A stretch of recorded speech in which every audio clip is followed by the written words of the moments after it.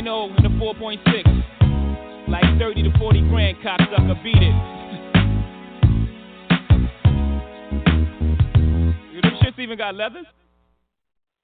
It's New Music Monday, but we definitely had to take it back. First off, blessing you with new music from Mary J. Blige, Set Me Free, right here live in the candy shop. But we had to get on a classic, Jay-Z, Imaginary Player, and it was only necessary for our very first guest of today's show.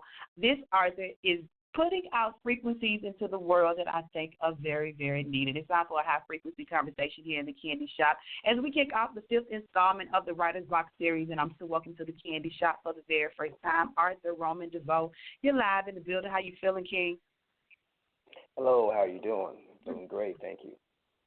I am super excited to have you in the building for this amazing conversation, so I want to thank you in advance for an amazing chat.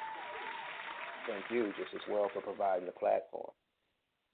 Thank you. Now, I'm super excited. Major salute to 7 Clicks. Thank you guys for your patience. You have been working very, very hard in these streets. But before we get into the book itself, let's try to understand the man for those who may not know who you are. In your own words, who is Roman Devoe? I guess I'm a man of many things, many aspirations and ambitions that all connect with me, but however, not necessarily connect with each other. I always like to tell people, I'm my higher and my lower self at all times, therefore, most likely to remain free of scandal. I show you kind of who I am immediately in what you're getting, which is the good and the bad. I kind of deliver myself to the world purposely as a flawed man inside my own process of growth. And, so whatever I can give you today is kind of just where I am in the process. You ask me the same thing next week or next year, of course, I'm sure my growth will be different, so my answer will be different. So I think first and foremost, I just like everyone to know that, here I am, I give myself to you. And what you get is just an example of where I am in life, and we're all growing. And I think that, my journey and what I'm trying to represent in this book is just an example of us all. The world in me is kind of the world in you, too.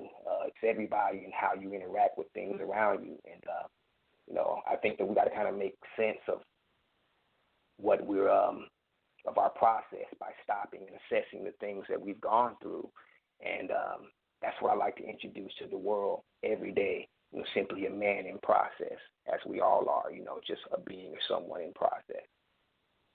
That is definitely what's up, and something that's in process and something that people can actually go get is your latest project, The World and Me. Now, I definitely want you to share in detail what inspired you to even share the amount of information that you're sharing in this book. It's like you're selling the game for those who may look at it in that way. But I also wanted to know, is there a reason behind the spelling of the title, The World and Me?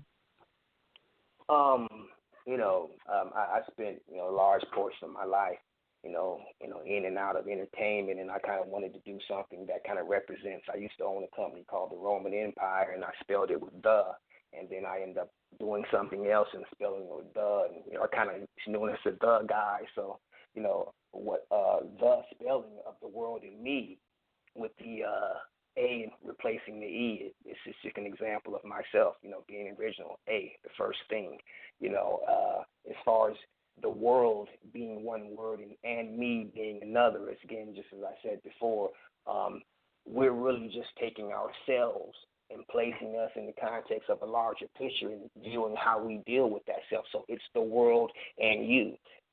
Not the world against you, but the world and you. So it's two different things. And again, my contribution is just talking about me, the world and me. But when Kenya reads this book or anyone else, it's the world and you. And again, I'm just providing a platform for everyone to look at things from an alternate perspective when it's introduced to them. And I think that, one of the things in the book is I say, you take the noise out of your space and just focus.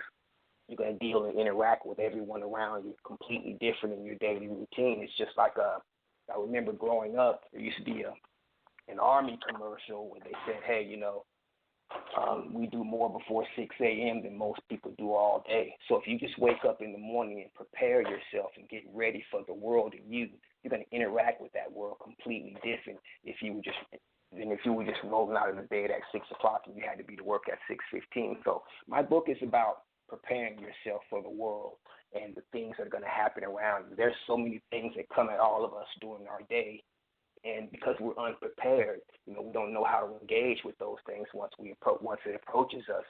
I mean, for example, I can drive on the highway in the morning and, I see someone with their music up to a level 10 and it's only 8:15 in the morning.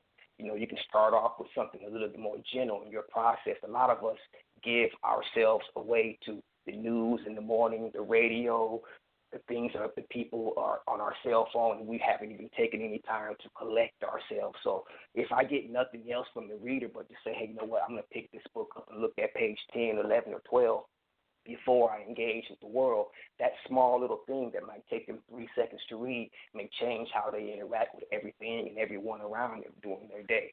And I like the people to take this book and pass it on and say, hey, this is not just a read. This is something that you study. And just one page a day for the rest of your life might change your perspective on some things. And that's one of my goals with this contribution. And speaking of studying, definitely a little bit later in the conversation, we're going to take some of my favorite excerpts from the book, and I want you to elaborate. Some of them are already very self-explanatory, but I definitely want to hear it from the master's mouth. If you guys are just tuning in, Roman Devoe is here in the Candy Shop. Tell a friend to log in, 818-572-2935, or hit us up online at blogtalkradio.com/touchyouerneighbor. Now, the great thing about the Writer's Block series is that I allow people to tell their story so that other writers can hear it and be inspired to go forward with releasing what they have inside of them. How much of a process was it for you to actually release the book? Were you balancing everyday work life, and then you decided to release the book? Did you just stop life to get this out of you? How was the process to get this book, The World and Me, out? Well, again, in some of my experiences, I've been able to travel many places as just a result of curiosity that had maybe been by some place or thing from that, destination where I desired to go. And, in my journeys, I meet a lot of interesting people, and as a result, I kind of collect things from them in dialogue, and, something they said may, spark a thought process of my own. So as I go and as I move through life on my own journey, I just kind of collect things in my mind. And so to lay it out, it wasn't a lengthy process once I began to lay it out in a literary form, because these are just kind of ideas and experiences I had along the way that just kind of laid it out and put it on paper, but it was already in my mind. And one of the reasons I did the book the way that I did, because myself, I know a lot of active people, active lifestyles, they only have a few minutes here, a few minutes there. And, in the internet age, we've all kind of rationalized and justified reasons that there's no books on the family shelf. So I just wanted to have something that was considered a light read. It's 154 pages in the book. You can pick it up, and once page one, you can finish the whole book in 30 minutes and refer back to it for the rest of your life. So there's no real justification to not pick it up for a second and get some food. And, so laying the book out, the actual process of putting it together, it wasn't a lot of time, but it represents a lot of time. You follow me? Right. That's deep. That's deep. Robert Devoe is here live in the Candy Shop. We're discussing The World and Me. Since you put the book out, how has the response been? What is the overall goal for you? Are you waiting for that person to say that you've changed their life, or are you waiting to get the Nobel Peace Prize for just changing a generation? Like, what is the goal for you now that The World and Me is out? I just want to kind of, it's like if I tell you, 1 + 1 is 2, I don't know that information unless I'm giving it away to you. So, as people receive something from me, I hope to be getting something back and, learning things about myself. I mean, it's just like if you look at yourself in the mirror and you're the only person looking at yourself in the mirror all day, you don't really get anything from that. We're able to assess ourselves, partially through how other people view us. So as I'm, putting this book out and people are reading it, I'll be able to assess my real value based on a lot of the response that I get from people. And I mean, we all live in a world where, we kind of subscribe to the idea of, we don't care what people think about us and, what people, think it doesn't really matter, but, I beg to differ in so many respects because it's how you affect people that gives you further assessment into who you are as a person. And we've all had our journey, I've had my experiences, and we've all had our different experiences that are sum total of who we are. And at this point in my life, I embrace the lower me just as well or not even, or more than the higher me, but I know they're definitely parallel. And what I mean when I say I am my higher and my lower self at all times, we've been taught in the world to hide things about us, and this is what I want to show, and this is what I don't want to show. But if you've heard what my ears have heard, and some of the things that my mind has received, just as respect to being able to survive and life itself. Whatever you do have, your good and your bad is who you are. So as I give this book away to people and my contributions, again, I am a flawed man myself, and I'm in my own process of growth. But as I continue to give away people and they respond to my writings in a literary fashion, then I'm learning more about myself and what I'm capable of as it relates to spirituality, motivation, conscious, a moral bucket, and things of this nature. So my ultimate goal with people is they can be somewhere, not know my number, not know how to get in touch with me, or not even know me personally.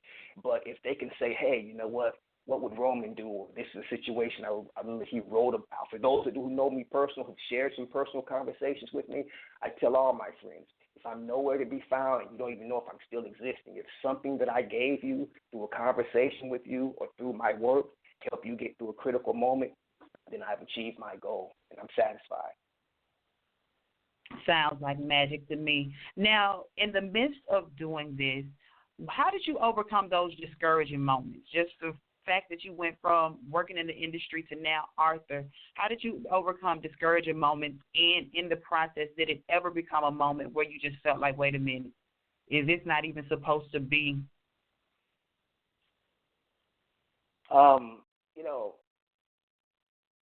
I think that we can all look at ourselves collectively as a whole. We all have that something in us that we want to get out, and I think my biggest motivation, personally, I love the fact that, I've talked about a lot of things in life, but, when you put things down and, I live, on the idea of I don't know what's going to happen to me tomorrow. So this was important at this particular time to leave something that someone can touch all the time. So any discouraging moment, I knew I had to get this out. And the process of anything when you're on your low, I just kind of look at the idea, whereas there's always a valley between two mountains, and that's the simplest way that I can put it. So if I'm in a valley from spirit-wise or motivation, there's something on the other side of that, and that's the mountain.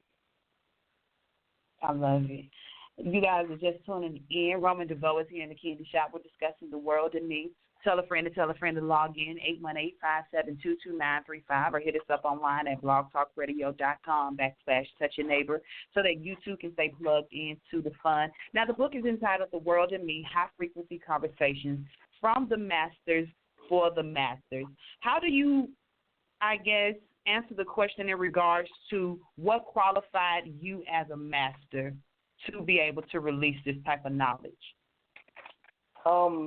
Again, from the masters for the masters, I'm a student now, and I've been a student most of my life, and I'm certain that I will continue to be merely a student.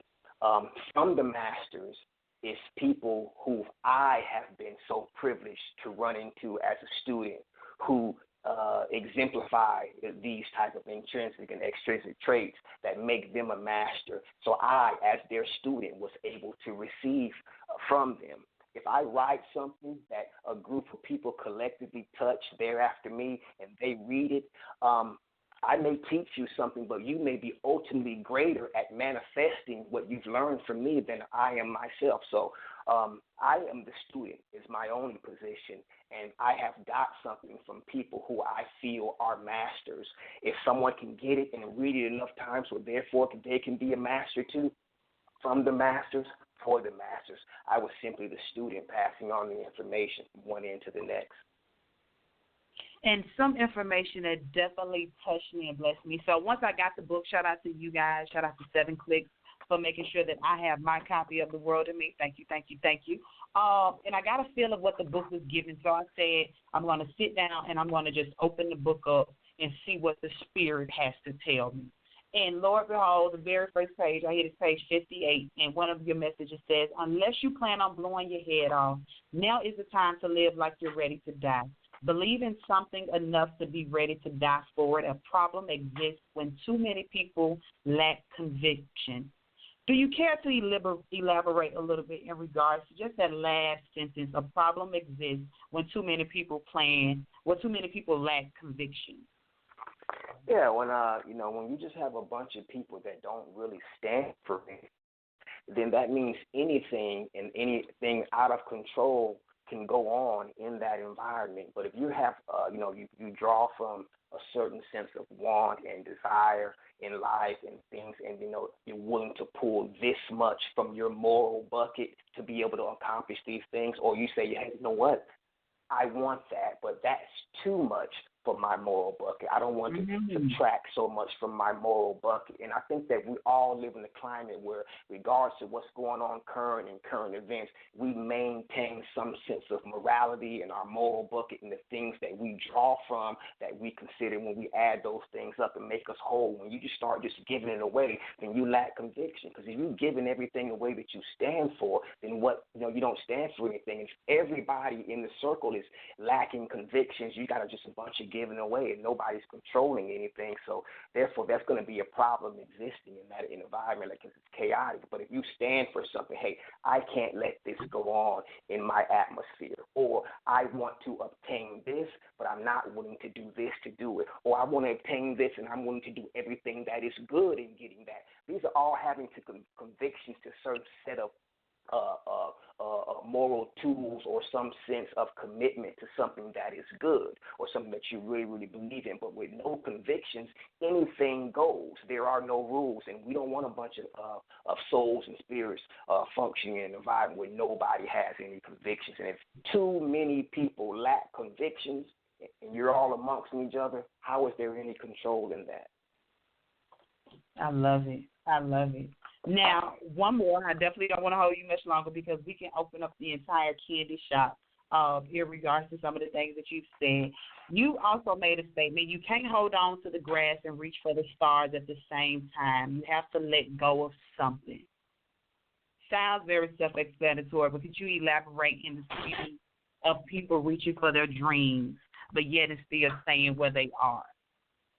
Well, a lot of people, quite naturally, we've been taught, have an idea of things that are quote unquote realistic, or a sense of safety or security. And, ultimately, this brand of thinking teaches us to think that it's okay to straddle in the gray area or straddle the fence in any aspect of our life, whether it's, career goals, financial goals, personal, social goals, spiritual goals. We like to straddle the fence and not really be committed to our destination, because where we've been, which is usually standing still, is so familiar to us. So, you're either going to reach for the stars and let the grass below you go, or you're going to stay down there in the grass and look up. But you can't just sit there in between and do nothing. Straddling the fence is the idea that I have in mind when I make this statement. It's going to be up or down, but you can't just hang out in that gray area where it's considered quote unquote safe. It's just like if you leave your hometown, and you go to the big city for dreams. One thing about the people in the big city, you could take a man at the bus stop homeless, but guess what? He's still a winner, because there's a lot of people back home that never even left to come where he is. He's there doing bad, so a lot of people say, but he's doing so much better than everybody that stayed home. So if you reach for the stars, you might not hit them all, but you look down, they're still on the grass. So you got to kind of just find where you're going to be, but there's no in between. I love it. I appreciate you for hanging out with us and kicking it with us here in the candy shop.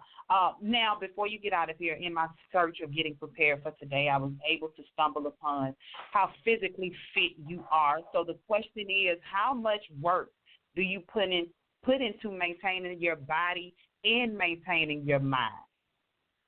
Again, I think they're parallel. I mean, just kind of I was the small, skinny guy all my life. So basically, if someone considers me fit right now, they're just seeing my metabolism kicking in my older age. I don't really have a lot of, I can't say that, I'm doing anything wonderful, but I think it's important to maintain a healthy diet. And, we want to, with what we take in our bodies, we want to,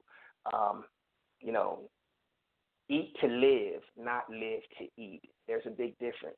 And so if we're eating to live, we want to do all the right things. Living to eat is everything that you want to indulge in. And usually our desires are never good for us. So we want to kind of pay attention to what we need, not what we want when it comes to our appetite and our diet. As far as working out, everyone's body is different. I personally don't use weights. I do calisthenics because I like to go with my body, just how my body works and flows with me. And I think each one is their own entity when it comes to what's good for their body. Some people run. I personally don't run.